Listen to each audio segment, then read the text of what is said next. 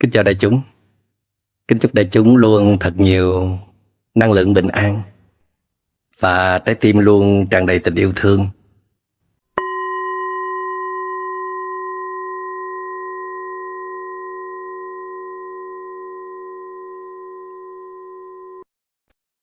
Nếu mà mình không có cơ hội lên xứ cao nguyên, những nơi mà trồng cà phê như thế này, thì cái hình ảnh này rất là khó để tìm thấy.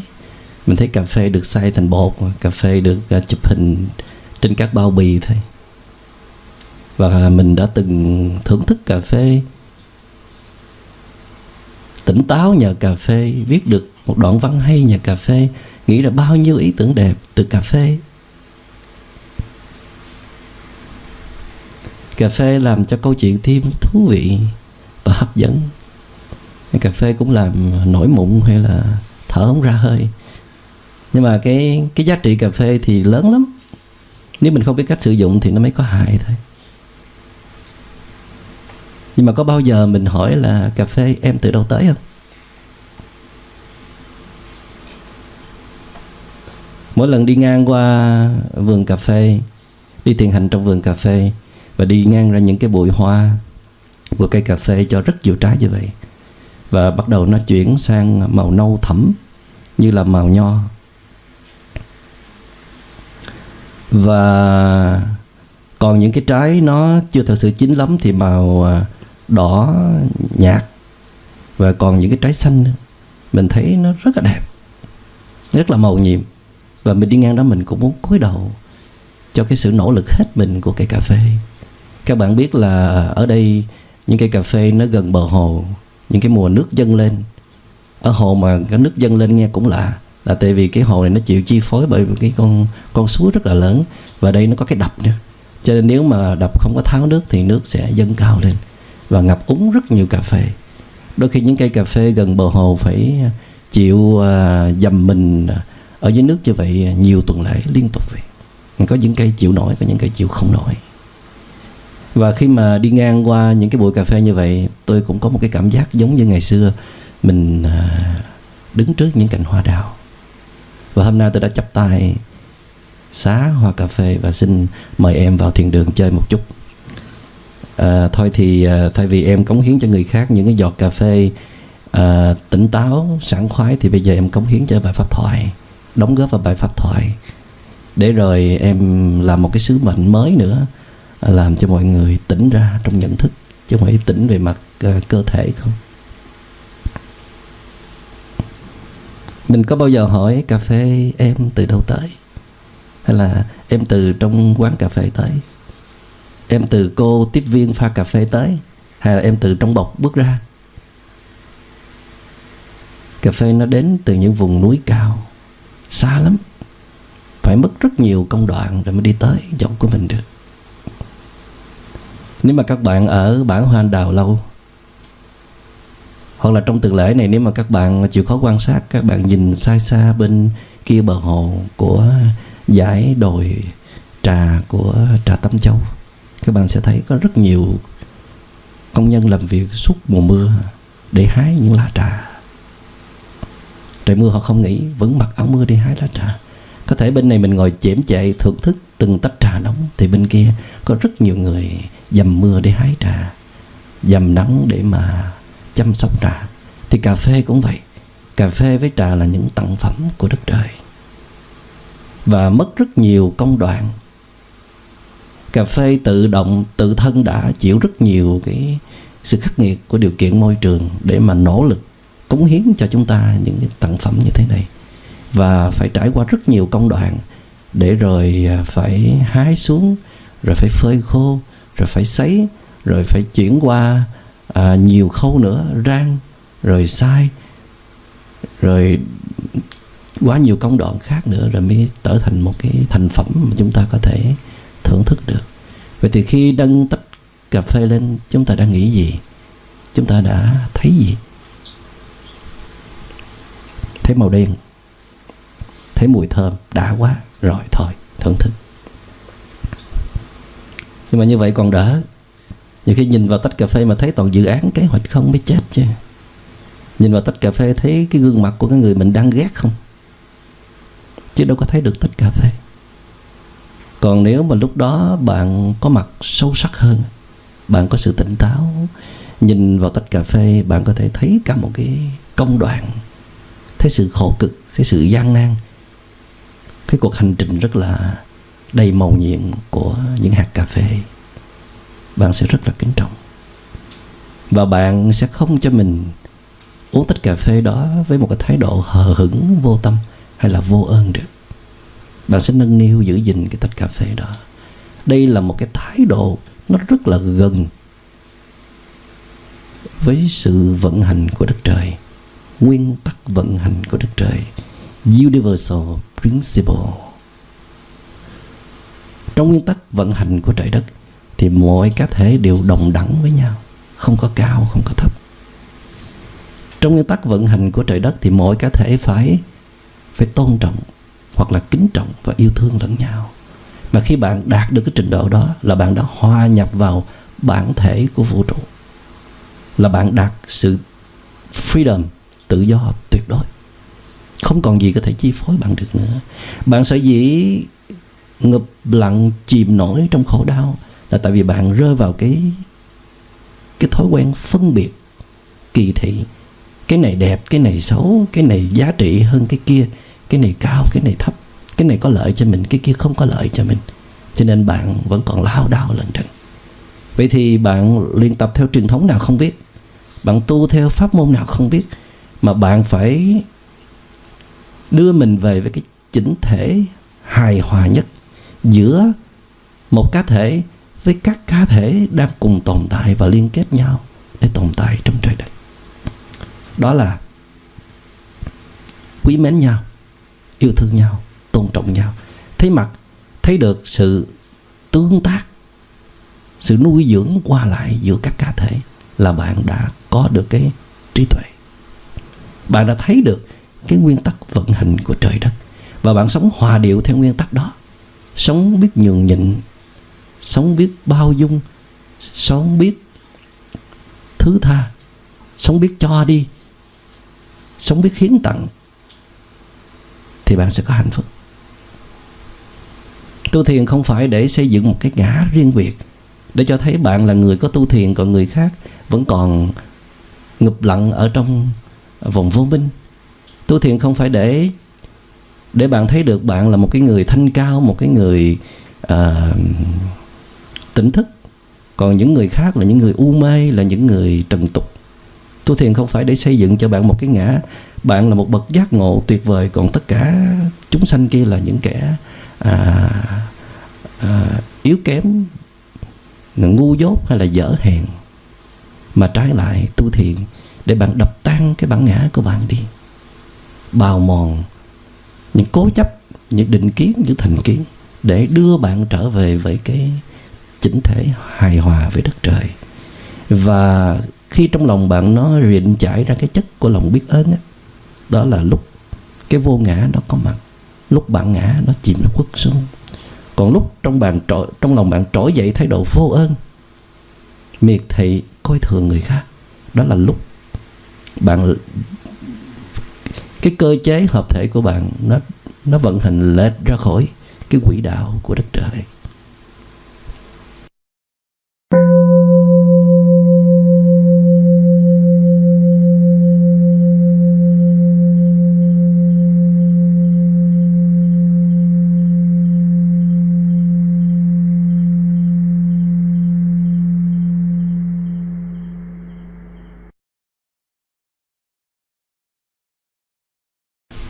Nhưng mà trước khi người ta biết uống cà phê thì người ta đâu có biết cây cà phê là màu nhiệm.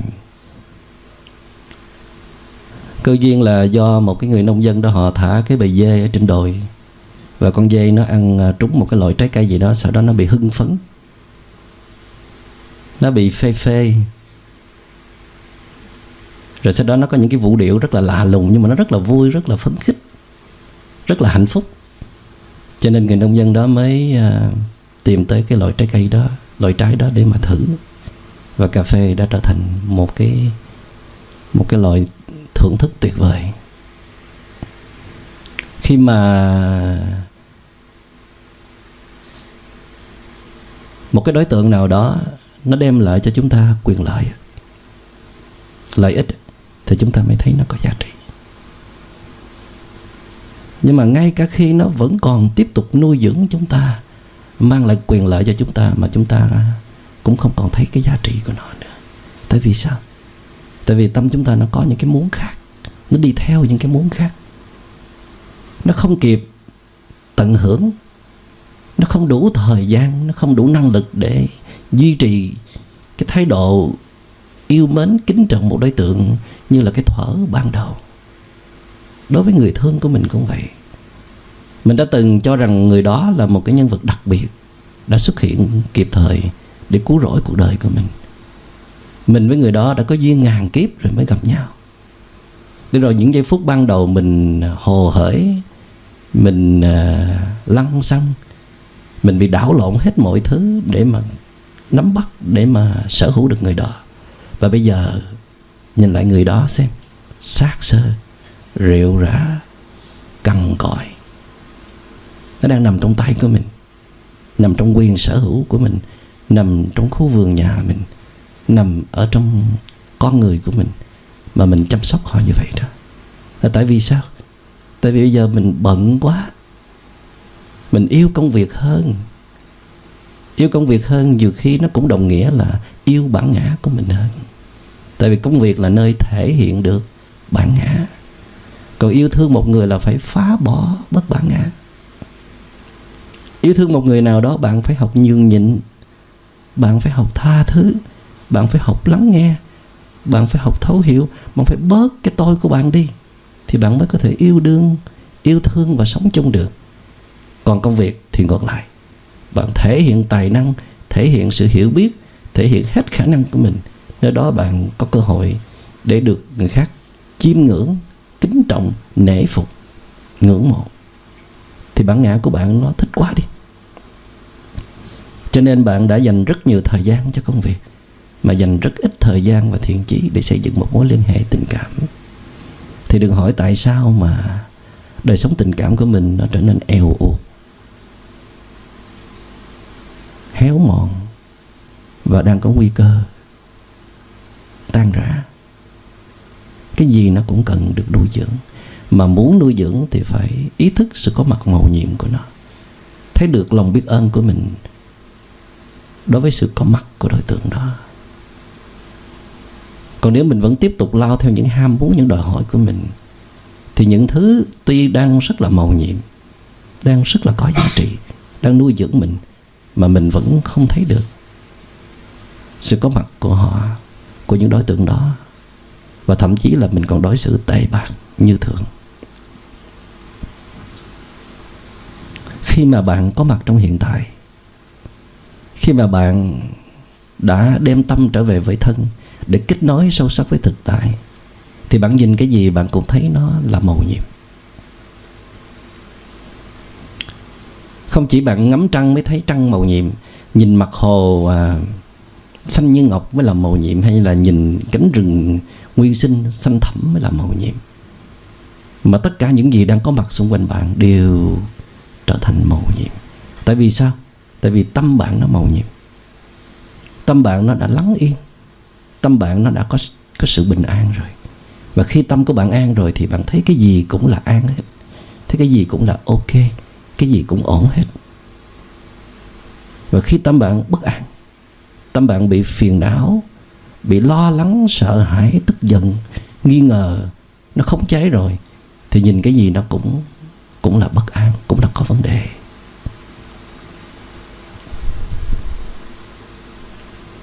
Nhà khoa học vĩ đại của chúng ta Albert Einstein là một người rất yêu đạo Phật, chịu ảnh hưởng rất nhiều từ đạo Phật. Và cái thấy của ông có những cái thấy nó rất là tương đồng với cái thấy của đạo Phật. Và có một lần ông đã nói rằng là có hai cách để chúng ta sống trong cuộc đời này. Một, đó là thấy cái gì cũng là mầu nhiệm hết. Hai là không có gì là mầu nhiệm.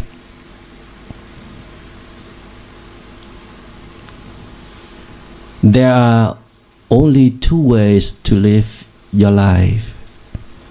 One, nothing is a miracle. The other, everything is a miracle. Một là không có gì là mầu nhiệm hết.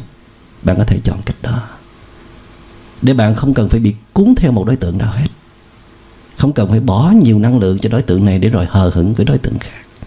Bạn xem nhẹ hết mọi thứ. Bạn có thể chọn cách đó. Đó là tính đồng đẳng, tính cân bằng, không có sự khinh trọng. Chúng ta sẽ dành đề tài này cho cái mảng này cho bài pháp thoại sau. Ở đây chúng ta nói tới cái mảng đó là cái gì cũng là mầu nhiệm, cái gì cũng là quan trọng, cái gì cũng cần đầu tư, nâng niu và giữ gìn. Nếu bạn cho là công việc quan trọng thì tình cảm cũng quan trọng, ăn uống ngủ nghỉ giữ gìn sức khỏe cũng quan trọng. Được đi bộ trên một con đường yên tĩnh, đọc một cuốn sách hay, được ngồi nói chuyện với những người thân yêu, được có cơ hội để chia sẻ, để giúp đỡ cho những người bạn, cho những người thân, cho cộng đồng đều rất là quan trọng. Thậm chí là ngồi yên cũng rất là quan trọng. Nếu không có những cái chất liệu đó, nếu không có cơ hội để kết nối với những người thân yêu, không được những người thân yêu bao bọc, nuôi dưỡng, yểm trợ tinh thần, nếu không có một nền kinh tế, chính trị, văn hóa, xã hội bình ổn, nếu không có cơ hội để được nuôi dưỡng những giá trị tinh thần như là trải qua những cái khóa thiền hay là đọc một quyển sách hay, thì bạn có đủ sức để làm kinh tế không? Một con người cằn cõi, khô khan, đầy phiền muộn, đầy căng thẳng, đầy sợ hãi, một con người không biết yêu thương là gì và chưa bao giờ biết tha thứ, bao dung, độ lượng cho người khác, bạn nghĩ bạn đủ sức để trở thành một người thành đạt không? Mà nếu có thì cũng chóng vánh, cũng nhất thời, tại vì bạn không có nền tảng cơ bản. Cho nên trong cái thấy của Einstein đó là cái gì cũng quý hết, cái gì cũng quan trọng hết, cái gì cũng cần được nâng niu giữ gìn hết. Tại vì nhìn cho kỹ thì cái gì nó cũng đóng góp cho cuộc đời của bạn. Ngay cả một cây kim, một sợi chỉ, ngay cả một ly nước, hay là một cái tấm chăn, hay là một câu hỏi quan tâm, một cái nhìn trìu mến, một thái độ im lặng để yểm trợ tinh thần, tất cả đều là mầu nhiệm, tất cả đều đóng góp cho cuộc đời của chúng ta. Chứ đừng có tưởng rằng phải có tiền thì mới có giá trị, phải có thông minh, phải có tài năng, phải có hiểu biết mới có giá trị. Chúng ta đã từng thấy có những người có rất nhiều tiền, có nhiều quyền lực, học vẫn uyên bác, vẫn khổ đau dài dài, vẫn gây ra bao nhiêu cái tai họa cho nhân loại. Và trong ta dường như có sẵn một sự kỳ thị rất là kính trọng những cái người học giỏi, những người có kiến thức sâu rộng, những người thành đạt, những người có vị trí trong xã hội, những người có ảnh hưởng trong xã hội, và sẵn sàng coi thường những người có những cái nhìn cạn cợt, hiểu biết đơn điệu và có nhiều thói hư tật xấu, và chẳng có đóng góp gì hết cho cộng đồng, cho xã hội. Có sẵn sự kỳ thị đó. Và đó là sản phẩm của phiền não, của vô minh. Tại vì đôi khi có những người họ không làm được cái gì hết cho bạn, nhưng mà như cái cách của bạn nghĩ thôi. Tức là bạn nghĩ rằng họ phải là cái người lanh lẹ, phải thông minh, tháo vát, tài năng, trong khi họ đóng góp những cái khác mà bạn không thấy được. Đó là sự bình yên của họ, đó là sự hiền hòa nhã nhặn, đó là sự nhường nhịn khiêm cung. Ít nhất là họ không có ứa ra những cái năng lượng độc hại như bạn. Bạn là người tự cho rằng mình là người tài giỏi, đóng góp rất là nhiều thứ cho người này người nọ, nhưng mà đồng thời bạn cũng ứa ra không biết bao nhiêu là nọc độc. Cái sự xây dựng của bạn so với cái sự tàn phá của bạn chưa chắc cái nào hơn là cái nào. Cho nên trong quá trình thiền tập, để thấy được cái sự tiến bộ của bạn là bạn phải nhìn vào cái phẩm chất đời sống của mình, nhìn vào cái thái độ ứng xử của mình. Có nhiều cách để trắc nghiệm là bạn tu tập đúng hướng hay không, bạn đang đi tới con đường trí tuệ hay không. Đó là nhìn vào cái thái độ sống hàng ngày của bạn. Nếu bạn sống có ý thức, nâng niu, giữ gìn, sống với với lòng biết ơn, với ý niệm muốn đền trả, muốn vun đắp, muốn làm cho những đối tượng xung quanh mình trở nên tốt đẹp hơn, là bạn đã thành công rồi. Có thể bạn ngồi thiền không có lâu được, chân của bạn đau, có thể tâm bạn nó cũng còn lởn vởn, nó không có định sâu. Có thể bạn chưa có thời gian để mà dự được những cái khóa thiền nhiều ngày. Bạn cũng chưa thật sự để mà sắp đặt thiền là một cái trong cái thực đơn mỗi ngày của bạn được. Nhưng mà ở trong bạn đã có sự thay đổi. Nhận thức, thái độ ứng xử đã thay đổi. Bạn trở thành một cái người dễ thương hơn, mềm mại hơn, nhẹ nhàng hơn, khiêm cung hơn, độ lượng hơn, là bạn đã đạt được cái trái tim của thiền rồi. Nó khác với những người rất là siêng năng thiền tập, có khả năng ngồi định hàng giờ, lúc nào cũng tách mình ra khỏi đám đông để mà tu tập. Nhưng mà đụng nhẹ tới chút xíu là nổi tam bành lục tặc lên, là bao nhiêu gươm giáo tung ra hết, từ tay chân cho tới ngôn từ. Nghĩa là bạn tu tập chưa có phẩm chất, hoặc là đã đi không có đúng hướng. Tu tập chưa có phẩm chất nghĩa là đối với cái phiền não mà bạn đang sở hữu quá nhiều như vậy đó, thì bạn phải nỗ lực nhiều hơn nữa, nhiều hơn gấp nhiều lần. Hoặc là bạn phải xem lại cái thái độ thiền tập của bạn nó có đúng hay chưa. Nhiều khi bạn đang mải mê đi tìm những cái cảm giác yên tĩnh, bay bổng, tuyệt vời, những cái tầng định sâu lắng để bạn trốn tránh những cái ồn ào, những cái thị phi của cuộc đời thôi. Chứ chưa chắc là bạn đã phóng thích được những năng lượng tiêu cực ở trong bạn. Có thể là bạn đang xây dựng một bản ngã theo một cách khác, chứ không phải là bạn đang phá bỏ bản ngã. Mà trong lòng bạn càng nhiều sự biết ơn thì bản ngã của bạn càng bị bào mòn. Tại vì khi bạn ý thức biết ơn người đó thì không cách nào mà bạn dám xúc phạm, không cách nào bạn dám tấn công, không cách nào mà bạn dám coi thường người đó hết. Nhất là đối với cha mẹ của mình. Nếu mà lúc nào mình cũng nhớ tới đây là một cái đấng linh thiêng bất khả xâm phạm, dù họ còn nhiều yếu kém, họ cũng là một con người. Họ chưa có cơ hội để tu tập chuyển hóa. Họ chưa phải là một bậc thánh để mà lúc nào cũng là người hoàn hảo, là một tấm gương sáng cho bạn noi theo cả.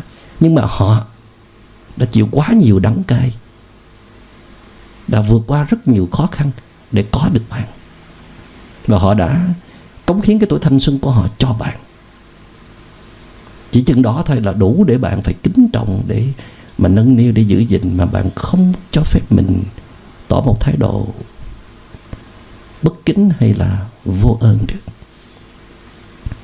Nhiều khi chúng ta không có buông ra những cái lời cay độc hay là một thái độ vô lễ đối với những bậc sinh thành, nhưng mà chúng ta không có nhớ sự có mặt của họ.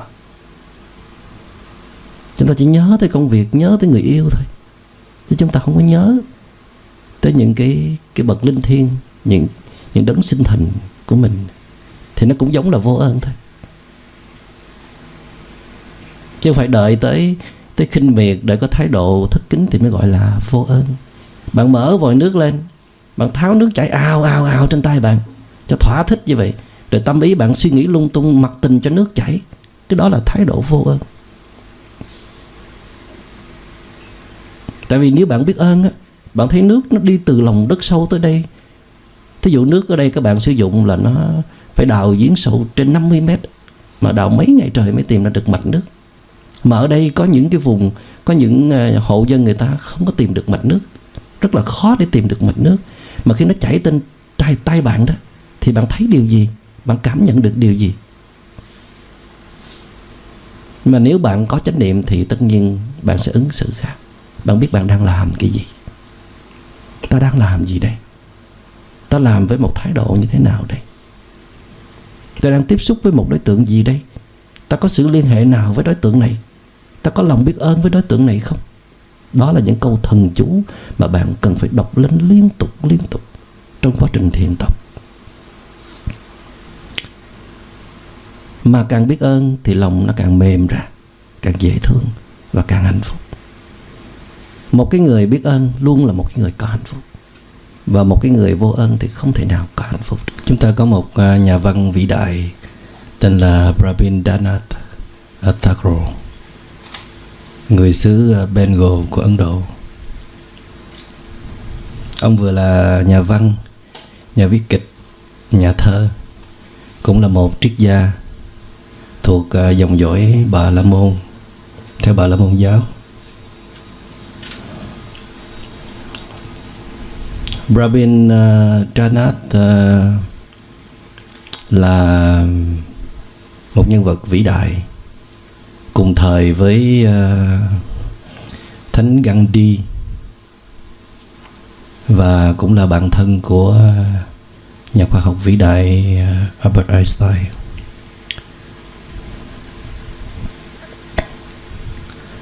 Ông sinh khoảng 1861 và 1941 và cũng đã đến Việt Nam một lần.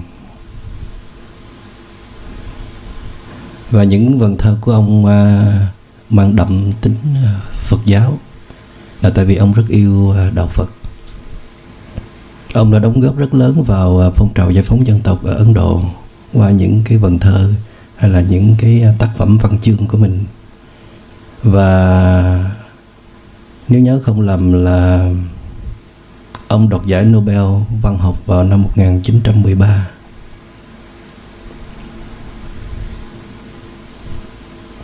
Và Rabindranath là một nhân vật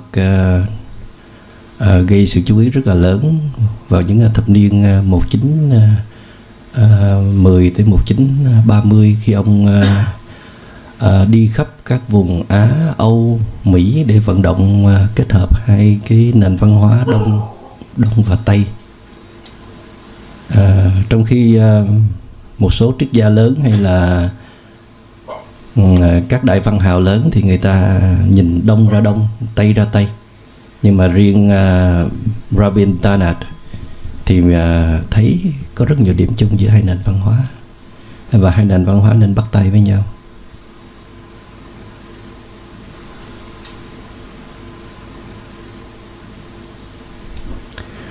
Một trong những bài thơ của Rabindranath mà tôi rất yêu thích, đó là bài thơ gồm có những câu như sau: qua bao năm tháng tiêu hao vô chừng, du ngoạn bao vùng, tôi thấy núi cao, tôi thấy biển rộng, sao tôi không thấy ngay trước cửa nhà giọt sương lấp lánh trên những hàng ngô. Tôi xin đọc lại là: qua bao năm tháng tiêu hao vô chừng, du ngoạn bao vùng, tôi thấy núi cao, thấy bao núi cao, thấy bao biển rộng, sao tôi không thấy ngay trước cửa nhà giọt sương lấp lánh trên những hàng ngô. Đây là một trải nghiệm có thật của Rabindranath. Ông đã từng đi Á, đi Âu, đi Mỹ, đã mở tầm nhìn để thấy bao nhiêu cảnh đẹp kỳ vĩ của các quốc gia, của hành tinh xanh này. Nhưng mà có những cái rất là gần, những cái nó nuôi dưỡng mình rất là nhiều, nó sờ sờ trước mặt mình mà mình lại không thấy. Đó là những giọt sương trên những hàng ngô trước cửa nhà.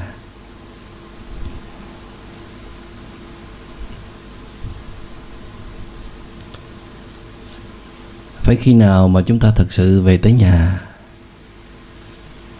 thân đã về tới nhà và tâm cũng đã về tới nhà, thì chúng ta mới có thể biết được những gì đang có mặt xung quanh căn nhà của mình, hay là ở trong căn nhà của mình.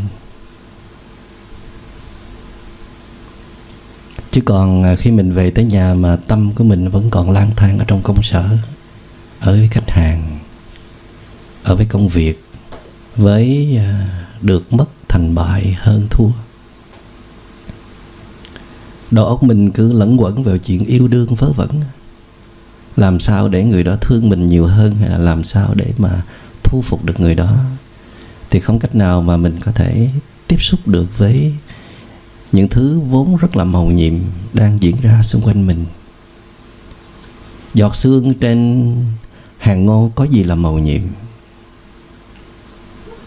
so với bao nhiêu cảnh đẹp kỳ vĩ khác ở các kỳ quan trên thế giới. Giọt sương trên cành ngô sẽ trở thành màu nhiệm khi mà bạn có mặt ở trong thực tại.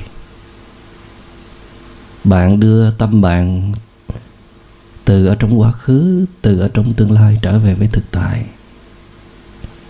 Và khi bạn tiếp xúc với đối tượng nào thì đối tượng đó trở thành màu nhiệm, trở thành một chất liệu nuôi dưỡng bạn.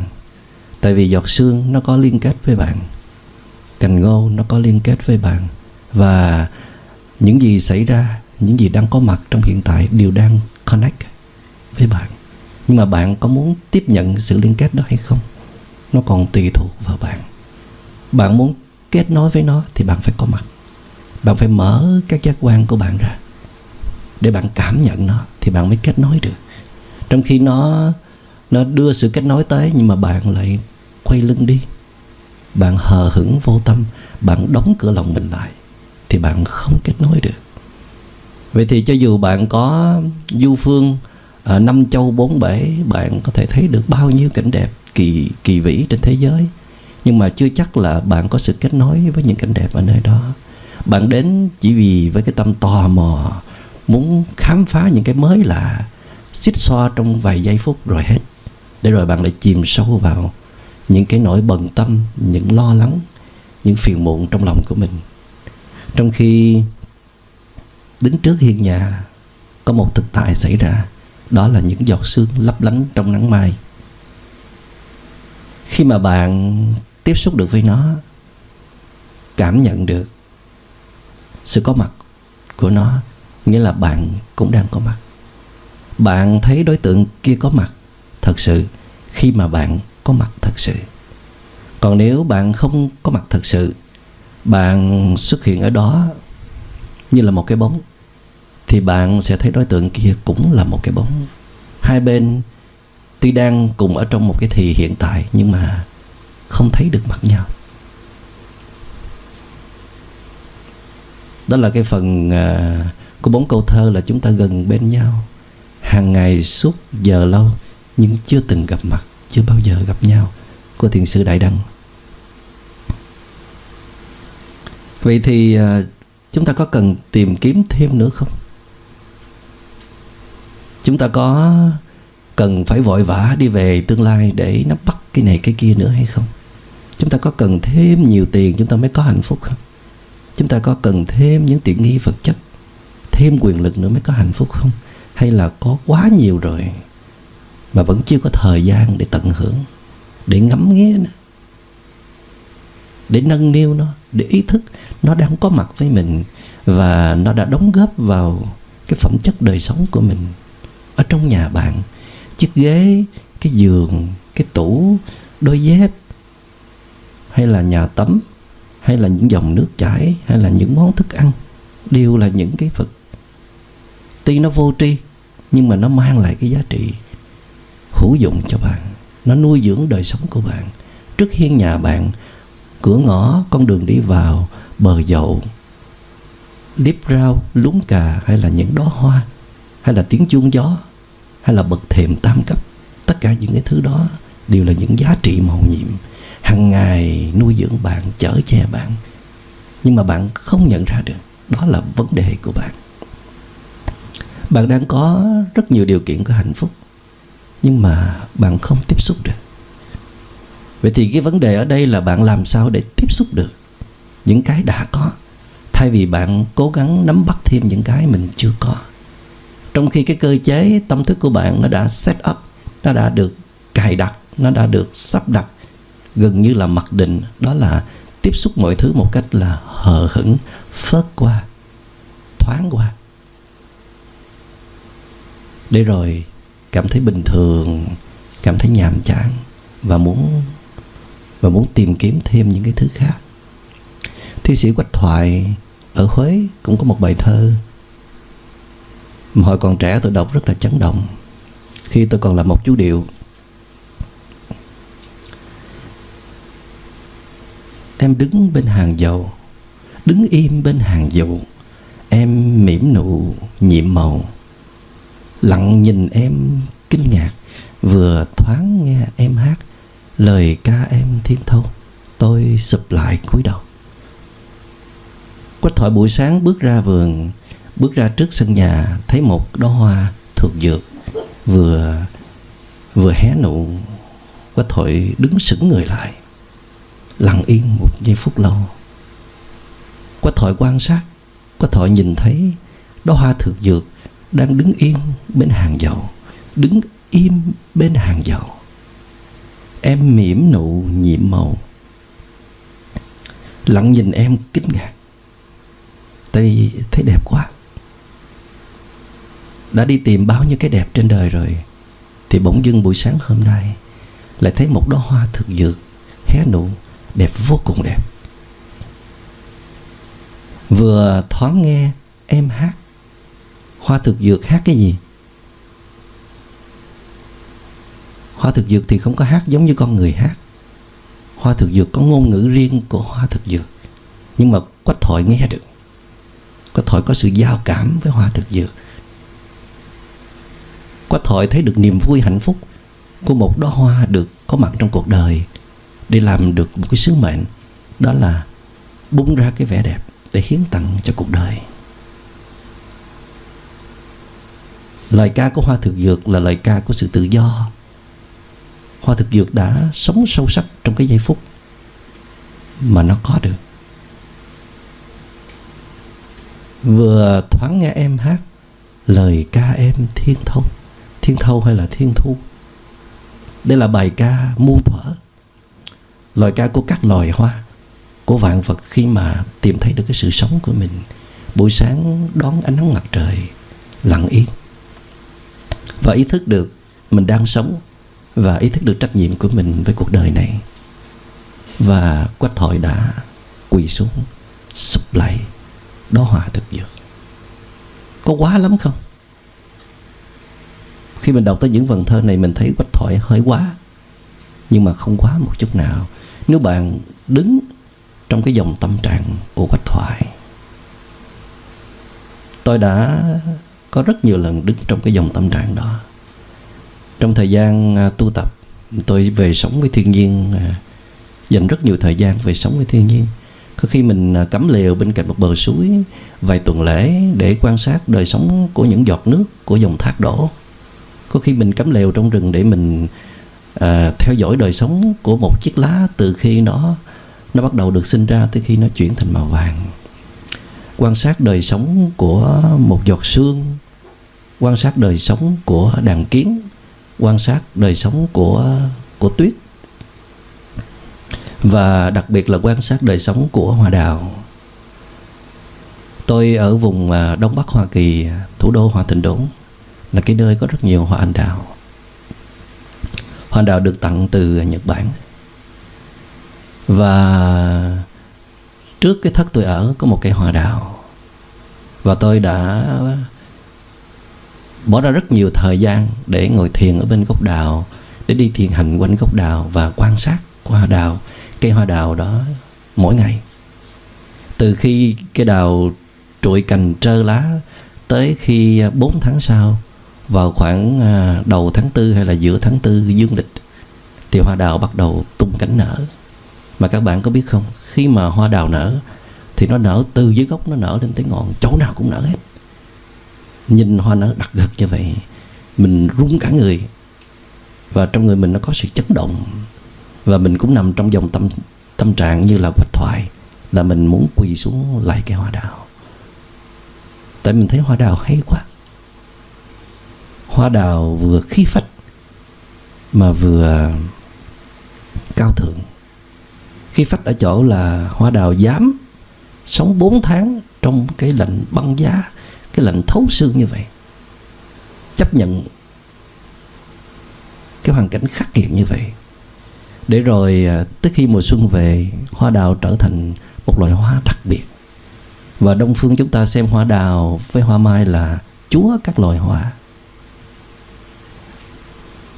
Vào giữa tháng 4 thì dân cư ở các vùng tiểu bang khác, thậm chí ở các quốc gia khác, lũ lượt kéo về Washington DC để ngắm hoa đào. Thường thì hoa đào nở trong khoảng 10 ngày.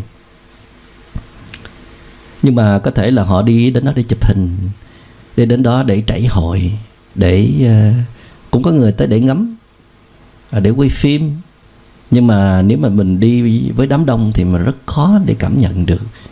Nhất là cái hương của hoa đào nó rất là nhẹ. Và bạn phải đi vào ban đêm và đi ít người, không có hơi người, thì bạn mới cảm nhận được cái hương của hoa đào. Rất là dễ chịu. Và khi mà bạn gắn kết với đời sống của hoa đào trong suốt 4 tháng đó, thì bạn rất là kính phục hoa đào. Hoa đào không có giãy giụa, không có than đau chân, đau tay. Hoa đào không có than mỏi lưng. Hoa đào không có than thức khuya dậy sớm. Hoa đào không có than là thiếu mền, thiếu áo. Hoa đào rất là khí phách, đứng trơ gan cùng tuế nguyệt suốt mấy tháng trời ròng rã, để rồi cái kết quả đó là hoa đào tung cánh nở ngát hương. Và thiền sư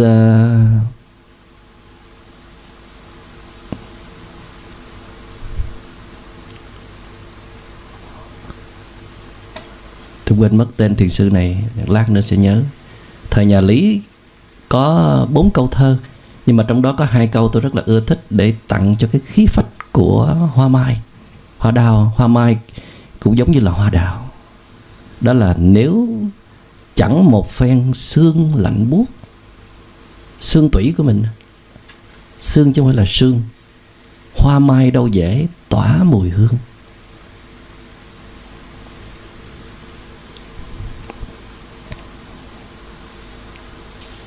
Có nhớ tên tác giả bài thơ này không? Lát nhớ. Hoa mai cũng giống như là hoa đào. Nếu mà không có chấp nhận cái điều kiện khắc nghiệt của hoàn cảnh, nếu mà hoa mai chạy trốn vào nhà để trú ngụ, chạy trốn vào liều để mà trú ngụ, thì hoa mai không thể tung cánh tỏa ngát hơn được. Và hoa đào cũng vậy. Nếu chẳng một phen sương lạnh buốt, lạnh thấu xương, hoa mai đâu dễ tỏa mùi hương. Bạn có đang đứng trong một cái điều kiện khắc nghiệt không? Bạn có đang gặp khó khăn không? Bạn đang muốn đối đầu hay là bạn muốn bỏ chạy?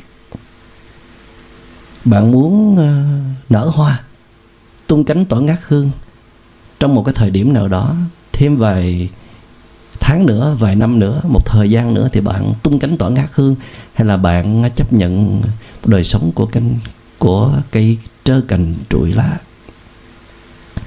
Bạn muốn là làm hoa đào, hoa mai, hay là bạn muốn làm loại hoa dại?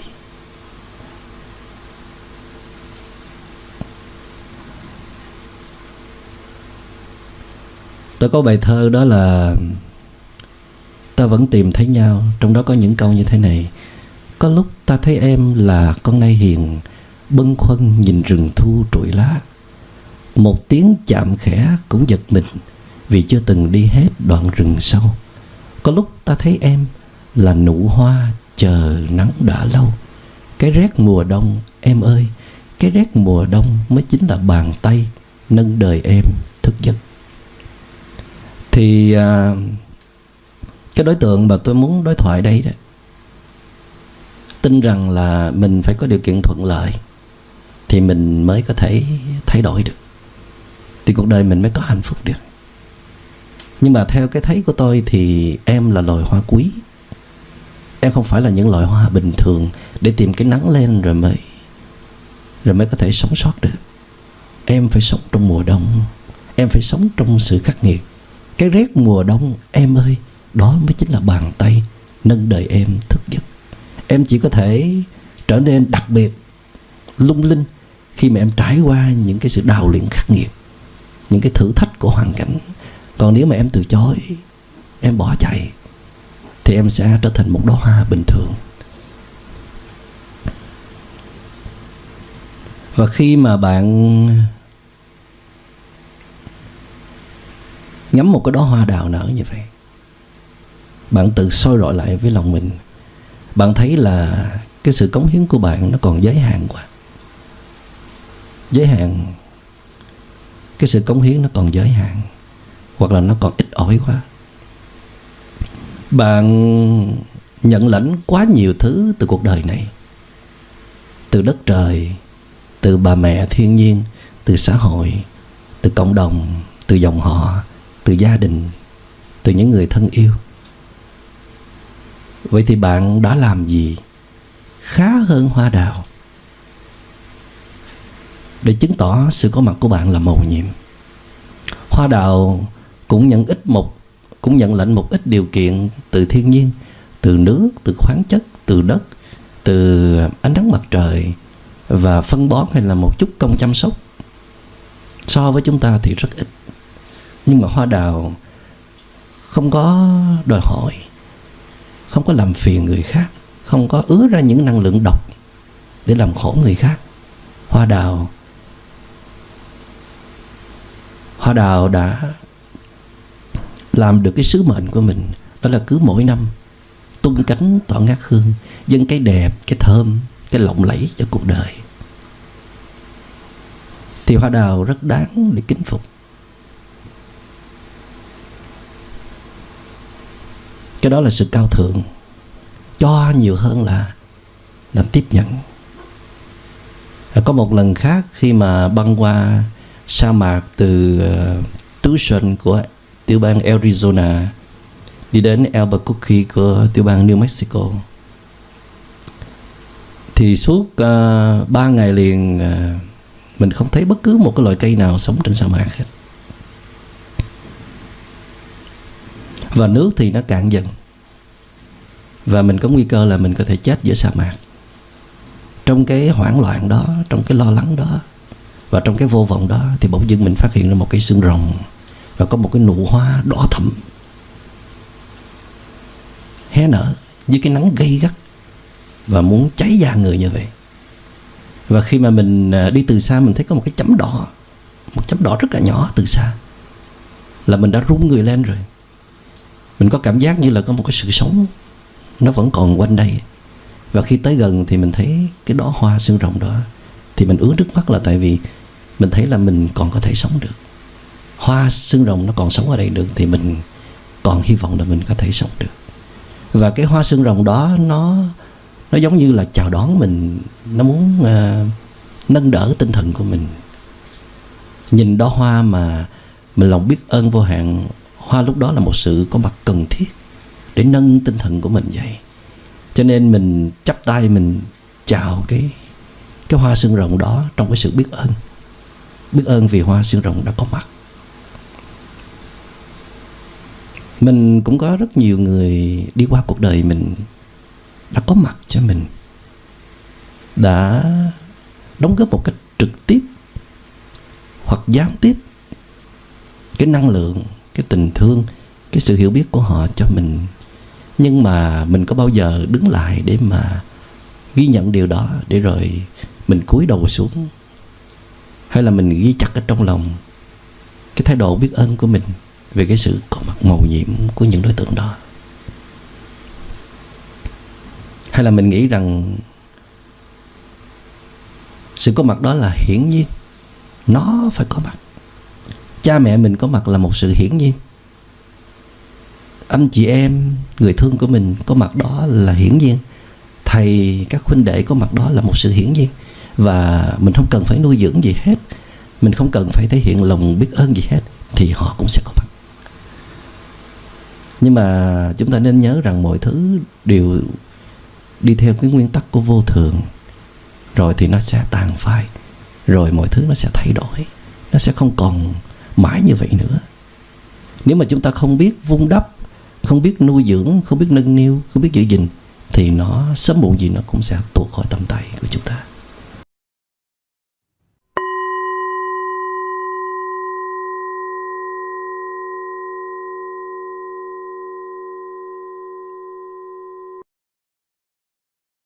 Chào mừng quý thính giả đã đến với podcast Hành trình sống tỉnh thức.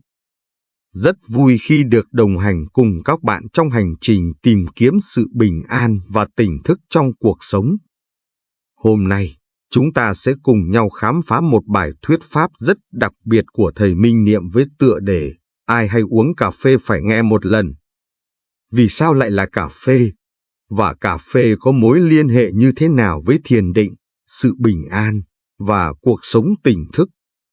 Trong bài thuyết pháp này, thầy Minh Niệm không chỉ chia sẻ những câu chuyện sâu sắc mà còn khơi gợi cho chúng ta về cách thức sống tỉnh thức, không để mình bị cuốn vào những thói quen và dục vọng vô tận của cuộc sống. Hãy cùng nhau tìm hiểu và đón nhận những bài học quý giá này. Phần 1. Tổng quan về bài thuyết pháp Ai hay uống cà phê phải nghe một lần. Trong bài thuyết pháp Ai hay uống cà phê phải nghe một lần, thầy Minh Niệm đã dùng hình ảnh của việc uống cà phê để làm minh họa cho cách chúng ta đối diện với những thói quen trong cuộc sống. Cà phê, đối với nhiều người, không chỉ là một thức uống mà còn là một thói quen. Tuy nhiên, thầy khuyên rằng chúng ta cần nhìn lại những thói quen ấy, đặc biệt là khi chúng trở thành sự phụ thuộc, một cách sống vô thức. Thầy Minh Niệm nhấn mạnh rằng chúng ta uống cà phê không chỉ để giải khát, mà thường là để tìm kiếm một cảm giác hưng phấn, một nguồn năng lượng tạm thời. Điều này giống như cách chúng ta tìm kiếm những niềm vui ngắn hạn trong cuộc sống mà không thật sự để ý đến những tác động lâu dài đến sức khỏe và tâm hồn. Thầy không chỉ nói về cà phê như một thức uống, mà qua đó, Ngài muốn nhấn mạnh một thông điệp quan trọng: chúng ta có đang sống trong sự tỉnh thức hay không?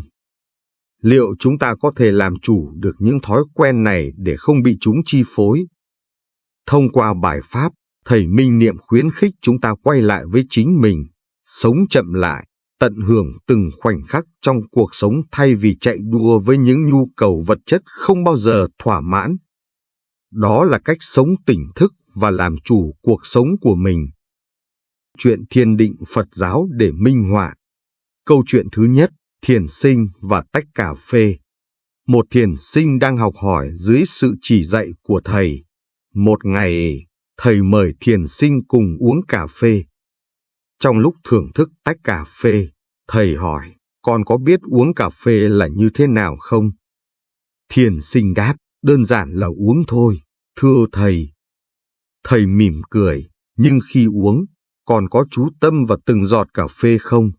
Hay con chỉ uống vì nó là thói quen? Thiền sinh ngẫm nghĩ, rồi trả lời, con chỉ uống một cách vô thức, không thực sự chú tâm vào trải nghiệm đó.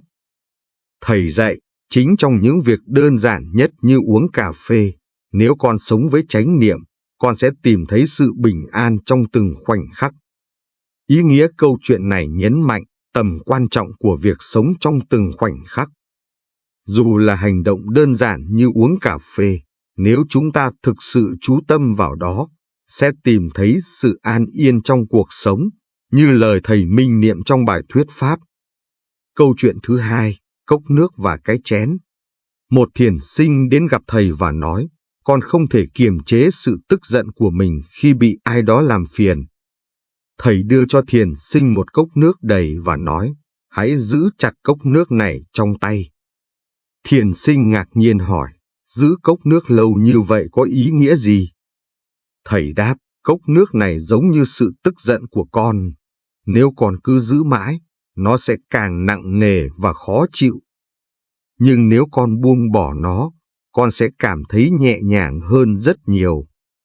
Ý nghĩa câu chuyện này dạy chúng ta về việc buông bỏ những cảm xúc tiêu cực, giống như khi ta uống cà phê, cần học cách thưởng thức từng ngụm một thay vì để mình bị cuốn vào thói quen vội vã.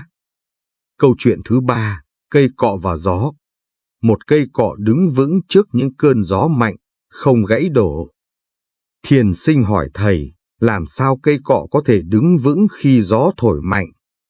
Thầy đáp, cây cọ không bám víu vào đất hay rễ của mình, nhưng nó không để sự gió thổi làm nó lay động. Nó chỉ đứng yên và thở. Câu chuyện này nói về việc không phản ứng quá mức với những yếu tố bên ngoài mà giữ sự bình an bên trong. Ý nghĩa câu chuyện này là khi chúng ta sống với chánh niệm, dù có gặp khó khăn, chúng ta vẫn có thể giữ sự bình an trong tâm hồn, giống như thầy Minh Niệm khuyên chúng ta không để những yếu tố bên ngoài làm xáo trộn tâm trí. Câu chuyện thứ tư, chỉ có hiện tại. Một thiền sinh đã quá lo lắng về tương lai và quá khứ, không thể sống trong hiện tại. Thầy Minh Niệm nói, hãy tưởng tượng bạn đang ngồi trên một chiếc thuyền giữa biển khơi. Bạn không thể đi đến nơi khác ngoài nơi bạn đang ở. Nếu bạn không sống trong hiện tại, bạn sẽ đánh mất những khoảnh khắc quý giá của cuộc đời. Câu chuyện này chỉ ra rằng chúng ta phải luôn sống với chánh niệm trong từng khoảnh khắc của cuộc sống. Ý nghĩa câu này là thực hành tỉnh thức trong từng giây phút là cách để giảm bớt căng thẳng và lo âu, giúp chúng ta sống trọn vẹn và bình an hơn. Câu chuyện thứ 5, câu chuyện của tình thương. Một lần, một thiền sinh hỏi thầy, làm thế nào để tìm thấy sự bình an trong cuộc sống? Thầy trả lời, tình thương là con đường duy nhất.